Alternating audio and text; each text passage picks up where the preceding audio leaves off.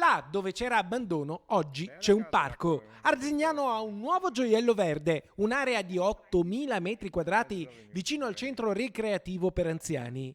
Prima l'ingresso era nascosto, i vialetti interni in ghiaino, con cordoli che rappresentavano vere e proprie barriere architettoniche. Le piastre di pallacanestro avevano una pavimentazione rovinata, l'impianto di illuminazione vecchio e malfunzionante, i giochi per i bambini rovinati.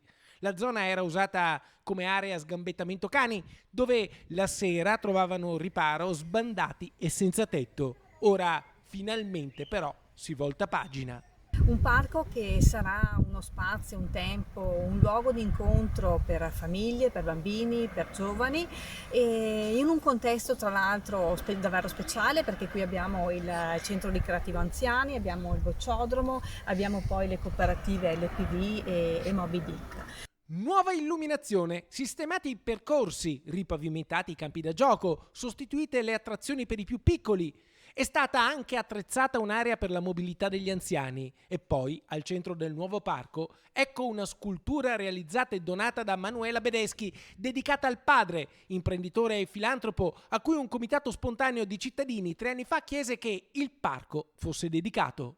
Abbiamo 3 piastre polivalenti, un campo da calcio a 5, tantissimi nuovi giochi per bambini e poi anche una struttura per la mobilità degli anziani. Ecco, quindi un parco nel cuore del quartiere di San Rocco, ma un parco per tutta la città di Arzignano.